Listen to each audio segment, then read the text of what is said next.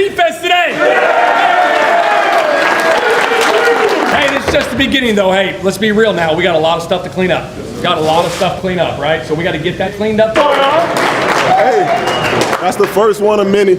Shout out to the defense for sticking in there with us. Playing hard. We appreciate that. O-line, great job blocking for JT. Trey, good job getting that box. Hey, I'm going to perform better for y'all boys. I got y'all. But great team victory. Let's keep it going. Let's keep it going. Does a game like this kind of show you about just what it takes to work through some things where there were, some mistakes and turnovers, but you guys were able to put a 4-quarter game together to make it, come out with a win? It's the NFL. Stuff not always going to go your way. Last year I learned that when we were down like 20-something points against LA. We just got to stick with it. And keep fighting. Shout out to our defensive balling out today. Welcome on in, Colts Nation. Happy to have you all. The Indianapolis Colts, and I'm just so happy to say this, have won their first game, secure that first dub of the season, beating the Chicago Bears 21-16. There's so many things that we need to unravel with this game. There are some players that need their name pushed on into this video, starting with corner Jalen Jones, who did some phenomenal things. We'll talk about him later. And then, of course, my favorite player on your whole team now. It was Anthony Richardson that I like him so much, but I have so much banking on this young pass rusher. And Leia, too, who just did some really great things this game. I just love seeing him play. He moves like water. His bend at his size with his strength, it's crazy. Like I said in the last video, this guy needs to not be on the field, right? So not be on the field, which means he needs to be on the field at all times, because when he is on the field, he is a playmaker. He will make plays. We'll talk about later a little bit later, but I want to start with this defense, man. This defense was getting dragged through the mud. I got a buddy named Colin, and he was just going off just last week, just very upset, very pissed off, and it makes sense. But there is something, right? There's something that he had said, and it's the first time that I ever heard it from his mouth, along with probably any Colts fan ever. So I want to ask you all if this is real. Chris Ballard, all right? Chris Ballard, he was definitely on the mission of, hey, we need to get rid of Chris Ballard. We need, of course, you want to get rid of these older minds. Now, I understand Gus Bradley, more than likely, his seat is still hot. This is only one game where the defense really clicked in and performed in a great way. An exceptional way, if you ask me. But Chris Ballard, are y'all all there with that? Is that a consensus within the Colts Nation? My point of view is Chris Ballard has always drafted well. His frustration, right? So the frustration of my friend, you guys did not draft any players for the secondary in this past draft. Or last year, you guys had a lot of issues with the secondary, and Colin, he's telling me we need corners, we need safeties, and this is after you guys have Juju Brits already, you guys have Jalen Jones on the roster already. He says, no, we need more. And I was telling him, hey, Colin, if we get pass rushers, right, if you get a player like Latu on the field, it's going to help the secondary, and that's just it for me. And so I just want to know where you guys are at right now with that. Jalen Jones, like I said, leaving this game, exiting the building with 2 interceptions under his belt. What a phenomenal game for that young man. Building confidence within the secondary, building confidence within the defense. And then we also talked about last video how when you guys do go into that base formation, Julius Prince exits the field and Jalen Jones becomes that starter. And so I love that for him. I understand that this means that Juju Brits is going to have to continuously prove himself week in and week out, but that's okay because this is a team sport. But the defense, all around, a great performance by the defensive line, to be more specific.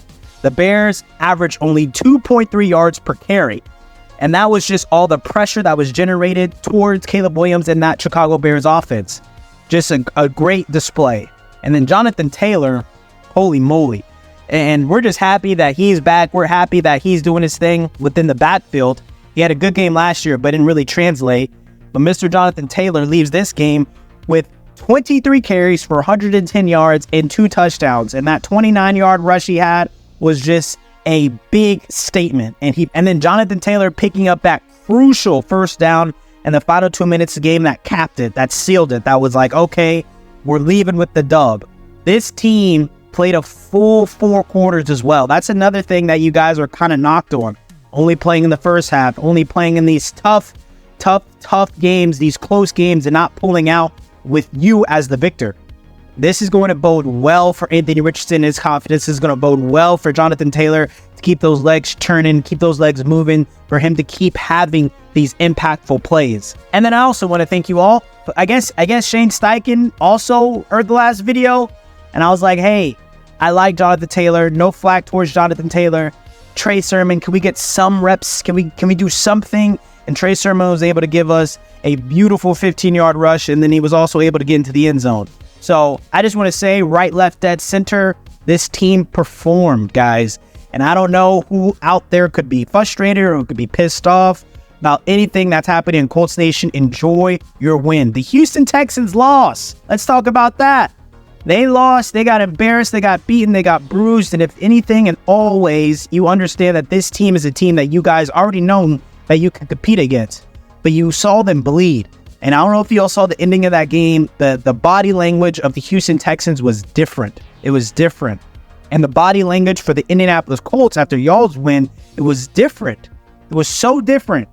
And so I am very encouraged to see what this team can do in the upcoming weeks. You guys do have a very, very tough matchup next week with the Pittsburgh Steelers, who are doing great things. They're on an undefeated start to their season. But I believe the way you guys were able to perform this week against the Chicago Bears, it's going to give you guys confidence. It's going to give you guys motivation. It's going to give you guys momentum going into that Pittsburgh Steelers game. Now, you guys also did win the turnover battle. Anthony Richardson, unfortunately, had those 2 interceptions on his record for this game. So that really sucks. But Jalen Jones getting those 2 interceptions, and then Leo Tulatu causing that forced fumble, you guys win the turnover battle. And so those are the things you guys have to do as a defense to really help complement the offense in its inaccuracies and its deficiencies at times. And so we still need to see a little bit more from Anthony Richardson, I believe. We still need to see some better mechanics with the feet.